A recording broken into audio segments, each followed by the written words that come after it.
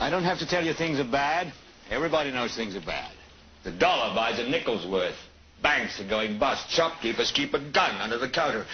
Punks are running wild in the street, and there's nobody anywhere who seems to know what to do, and there's no end to it. We know the air is unfit to breathe, and our food is unfit to eat. We sit watching our TVs while some local newscaster tells us that today we had 15 homicides and 63 violent crimes, as if that's the way it's supposed to be. We know things are bad, worse than bad.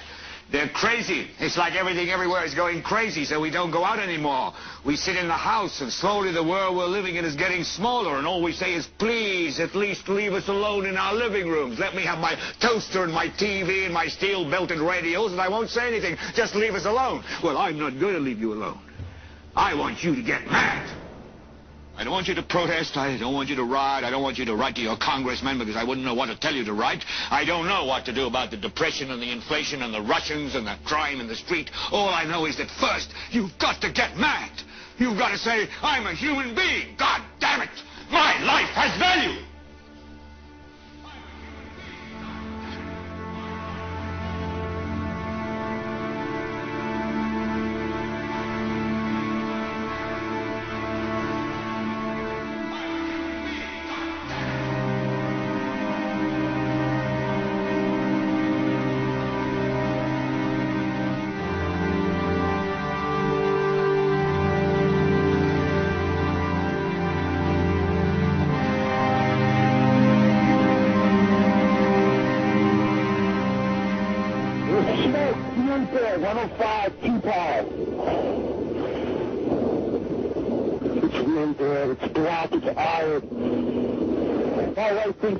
I called and said I was leaving the building. I was fine, man. Bang! The three of us, 2 broken windows. Oh, come on!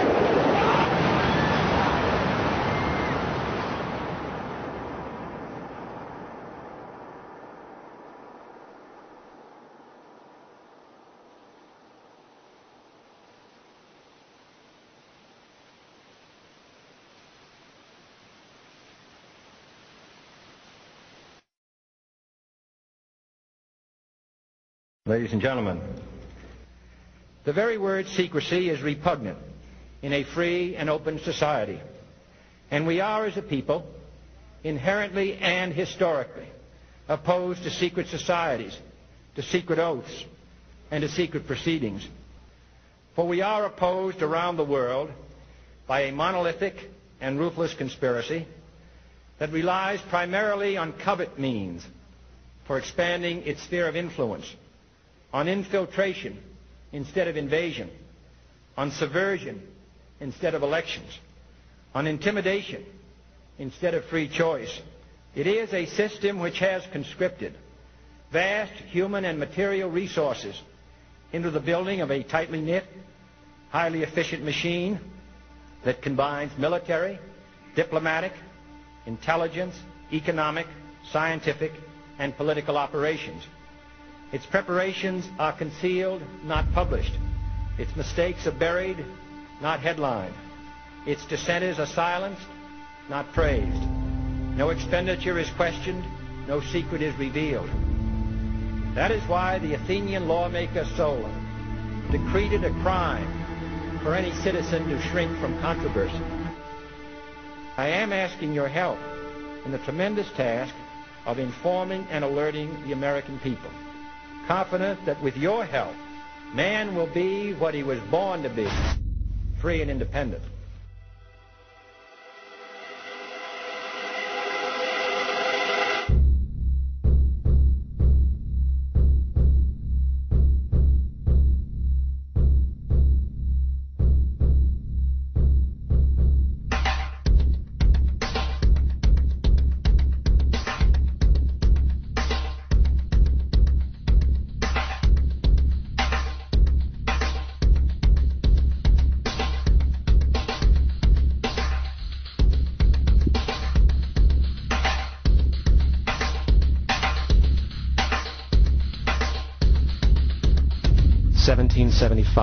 The American Revolutionary War began as the American colonies sought to detach from England and its oppressive monarchy. Though many reasons are cited for the revolution, one in particular sticks out as the prime cause: that King George III of England outlawed the interest-free, independent currency the colonies were producing and using for themselves, in turn forcing them to borrow money from the Central Bank of England at interest, immediately putting the colonies into debt. And, as Benjamin Franklin later wrote, the refusal of King George III to allow the colonies to operate an honest money system which freed the ordinary man from the clutches of the money manipulators was probably the prime cause of the revolution. In 1783, America won its independence from England. However, its battle against the central bank concept and the corrupt, greed-filled men associated with it had just begun. So what is a central bank? The central bank is an institution that produces the currency of an entire nation. Based on historical precedent, two specific powers are inherent in central banking practice: the control of interest rates and the control of the money supply, or inflation. The central bank does not simply supply a government's economy with money, it loans it to them at interest. Then, through the use of increasing and decreasing the supply of money, the central bank regulates the value of the currency being issued. It is critical to understand that the entire structure of this system can only produce one thing in the long run: debt. It doesn't take a lot of ingenuity to figure this scam out. For every single dollar produced by the central bank is loaned at interest. That means every single dollar produced is actually the dollar plus a certain percent of debt based on that dollar. And since the central bank has the monopoly over the production of the currency for the entire country, and they loan each dollar out with immediate debt attached to it, where does the money to pay for the debt come from? It can only come from the central bank again, which means the central bank has to perpetually increase its money supply to temporarily cover the outstanding debt created, which in turn, since that new money is loaned out at interest as well, creates even more debt. The end result of this system without fail is slavery, for it is impossible for the government and thus the public to ever come out of the self-generating debt. The founding fathers of this country were well aware of this.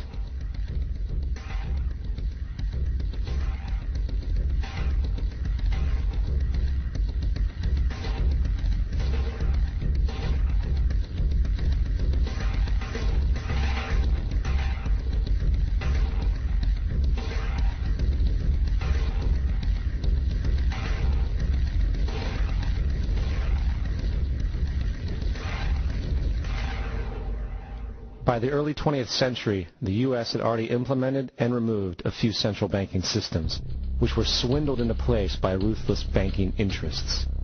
At this time, the dominant families in the banking and business world were the Rockefellers, the Morgans, the Warburgs, the Rothschilds. And in the early 1900s, they sought to push once again legislation to create another central bank. However, they knew the government and public were very weary of such an institution, so they needed to create an incident to affect public opinion. So, J.P. Morgan, publicly considered a financial luminary at the time, exploited his mass influence by publishing rumors that a prominent bank in New York was insolvent or bankrupt. Morgan knew this would cause mass hysteria, which would affect other banks as well. And it did. The public, in fear of losing their deposits, immediately began mass withdrawals. Consequently, the banks were forced to call in their loans, causing the recipients to sell their property, and thus a spiral of bankruptcies, repossessions, and turmoil emerged. Putting the pieces together a few years later, Frederick Allen of Life magazine wrote, "The Morgan interests took advantage to precipitate the panic, guiding it shrewdly as it progressed." Unaware of the fraud, the Panic of 1907 led to a congressional investigation headed by Senator Nelson Aldrich, who had intimate ties to the banking cartels and later became part of the Rockefeller family through marriage. The commission, led by Aldrich, recommended a central bank should be implemented so a panic like 1907 could never happen again. This was the spark the international bankers needed to initiate their plan. In 1910, a secret meeting was held at a J.P. Morgan estate on Jekyll Island off the coast of Georgia. It was there that the central banking bill called the Federal Reserve Act was written. This legislation was written by bankers, not lawmakers. This meeting was so secretive, so concealed from government and public knowledge that the 10 or so figures who attended disguised their names when en route to the island.